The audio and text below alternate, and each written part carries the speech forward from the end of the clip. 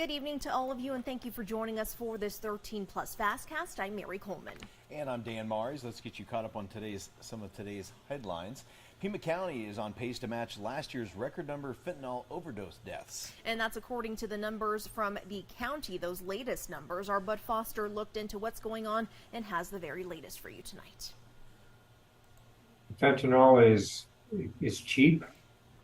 Each costs less than $1. But that cheap $1 can have very expensive consequences. The number of dead left behind by that cheap little pill and its cost to society are staggering. This person, for $40, dealt death to my child. Mothers who've lost children to fentanyl can tell you just how expensive it is. He was an overall great kid, and the community was robbed of a beautiful being. Those stories are being recounted over and over as the number of fentanyl deaths outpaces all other drugs.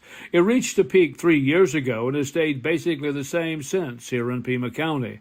There have been 249 fentanyl overdoses so far this year, and with another 3 months left, it could come close to a record-breaking year again. No one single jurisdiction has got the ability to manage this alone. So we should be working together, and we should be gathering all the forces and putting all the resources we can into this. Which is why Dr. Teresa Cullen, the Pima County Health Director, will address the Tucson City Council tomorrow on the fentanyl crisis and how the city might be able to team with the county to address it. It's a health department crisis as much as it is a police crisis, and both, we are told, should be working in tandem. I would hope that we have an interjurisdictional agency that is specifically charged with law enforcement, with social and behavioral services support. This is not just a law enforcement issue. It would loosely be based on the tandem work the city and county are doing with the homeless, both jurisdictions pooling resources and ideas to get people off the street, out of the homeless camps, and into help. It seems the homeless crisis and the fentanyl crisis have many things in common. The problems are so intermingled. You've got serious mental illness, you've got behavioral health, you've got drug addiction, you've got domestic violence, you've got people suffering PTSD. And with many of the same problems contributing to both issues, a joint effort among agencies and jurisdictions might also find common solutions. I'm Bud Foster, 13 News. Jury selection is underway for the Tucson man accused of killing a U.S. Marshal. Trial is scheduled to start next Monday for Ryan Schlesinger in the 2018 shooting death of U.S. Marshal Chase White. Yeah, that shooting happened as officers served a warrant at Schlesinger's Midtown home on allegations of stalking a Tucson police officer. He faces more than a dozen felony counts, and his trial is scheduled to last 4 weeks. We turn now to a horrific story out of Illinois. A 6-year-old Palestinian-American boy who was stabbed to death 26 times was laid to rest today. Police say he and his mother were attacked Saturday by their landlord, allegedly because they are Muslim. As Whitney Wild reports, the attack is now being investigated as a hate crime. Allahu Akbar. 6-year-old Wadia Al-Fayoum, a Palestinian-American, laid to rest today. He's a very kind kid. He likes to jump up and down. When he was dead, he was last words to his mom. Mom, I'm fine. You know what? He is fine. He's in a better place. The boy died after he and his mother, Hanan Shaheen, were allegedly stabbed Saturday in the room they rented from 71-year-old Joseph Zuba, just outside Chicago. Their landlord, in an act of hate, shouted the threats and unleashed violence. The landlord appearing in court today, while the boy's mother remains hospitalized, recovering from more than a dozen stab wounds. Zuba allegedly entered the room he rented to Shaheen and her son Saturday morning, stabbing the 6-year-old 26 times. The female's claiming that the landlord has the child in another room and apparently is either stabbing or has stabbed the child. Authorities have now opened a federal hate crimes investigation. The local sheriff saying in a statement, both victims in this brutal attack were targeted by the suspect due to them being Muslim and the ongoing Middle Eastern conflict involving Hamas and the Israelis. Outrage erupting over the brutal crime, illustrating why federal officials are worried about growing threats. He paid the price for the atmosphere of hate. Zuba now facing murder, attempted murder, and hate crime charges.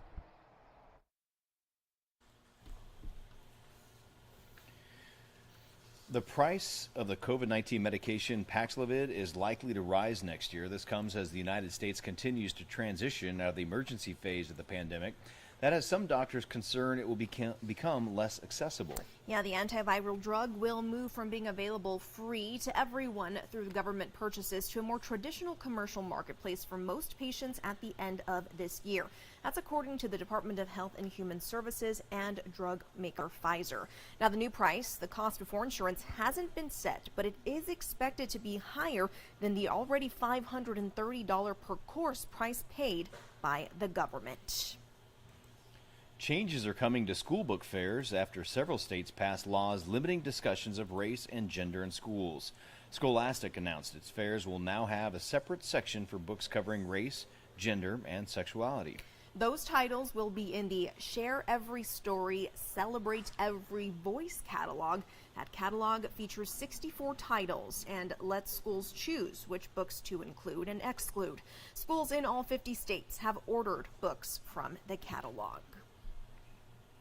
To our website now. An interim CEO is taking over the Southern Arizona Humane Society after controversy involving the transfer of hundreds of smaller animals.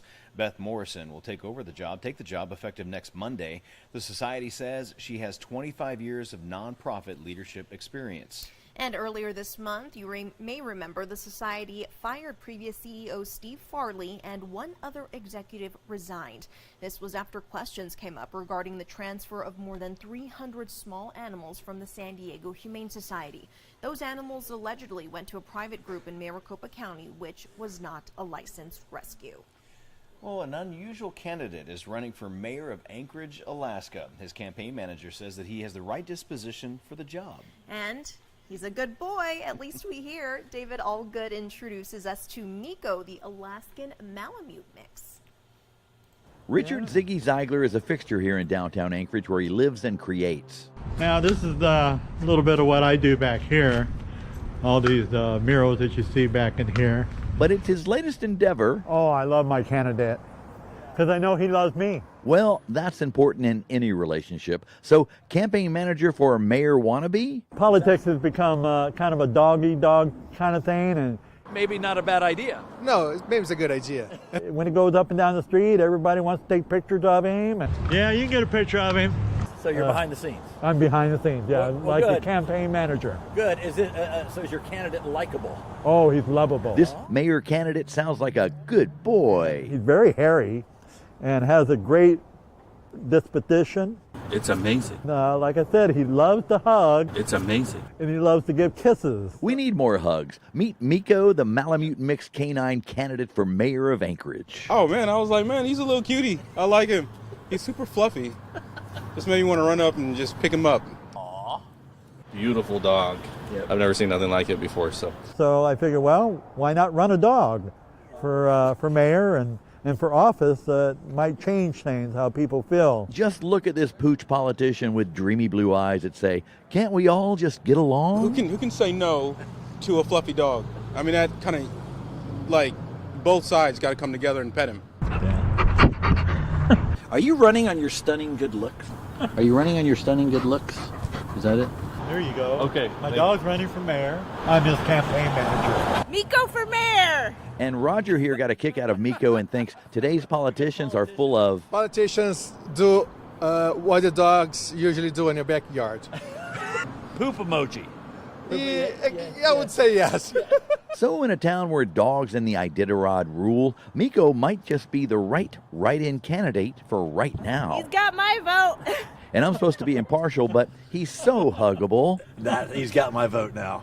As perfect as Miko seems, even he's got his price. You can't influence him. I hate to say that. A treat will always get him to respond to you. Wait. Okay. Even the ones with paws have flaws. Well, these two will always be political allies, and that's... Yes, a good boy. Yes, you are. The All Good News.